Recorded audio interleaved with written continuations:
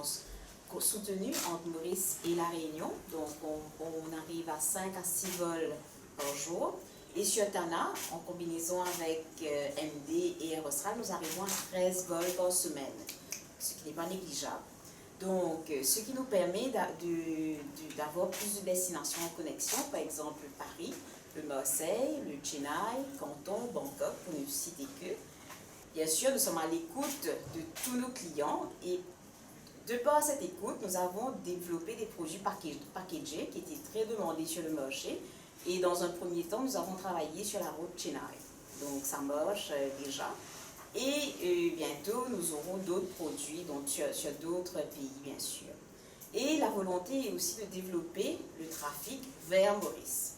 Et comment ça se fait? Bien sûr, nous avons avec Air Madagascar jusqu'à 12 vols sur Paris par semaine et 3 vols sur Marseille par semaine. Et bien sûr, de Paris, ils travaillent sur des produits packagés avec des partenaires, des tour opérateurs européens.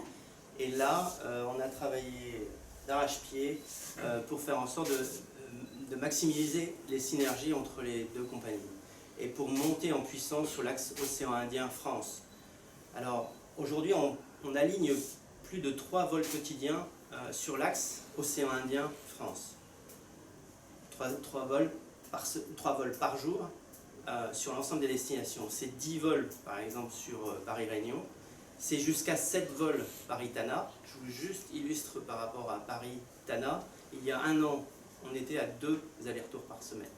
Nous sommes aujourd'hui à jusqu'à 7 allers-retours par semaine. 2 vols Marseille-Réunion, 1 vol Marseille-Tana dédié et 7 vols Paris-Mayotte. Donc, jusqu'à 7 vols Paris-Mayotte, pardon. Également, on a un réseau régional renforcé avec des hubs connectés. C'est l'avantage d'avoir un maillage sur le réseau sur l'océan Indien. D'abord avec des code-shares entre Air Austral et Air Madagascar.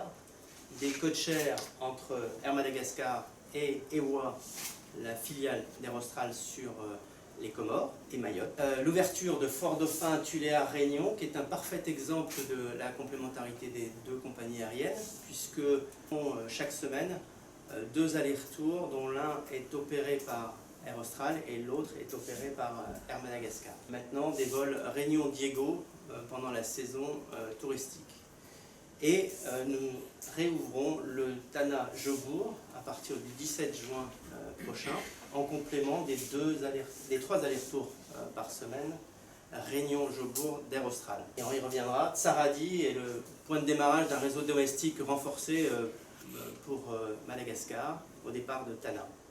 Une nouvelle ouverture sur l'Afrique avec un partenariat privilégié avec la compagnie Kenya Airways. Deuxième aspect, pour avoir un réseau, il faut une flotte et nous avons consolidé notre flotte et aujourd'hui nous sommes passés de 14 appareils en 2017 à 20 appareils en 2019 avec entre autres la remise en ligne des appareils d'Air Madagascar, puisque il y a 18 mois, la moitié de la flotte d'Air Madagascar ne volait pas.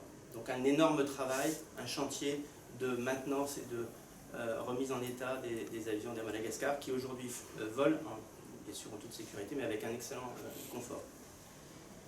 Et en perspective également, dans le cadre de ce partenariat, le renouvellement prévu en 2023, ça s'est inscrit dans le business plan, un business plan qui est sur 10 ans, hein, donc c'est dans la durée, de façon à renouveler la flotte de long courrier, bien entendu la flotte d'Air Madagascar avec les A340, mais également des avions d'Air Austral, et tout ça en maximisant les opportunités que nous avons en commun.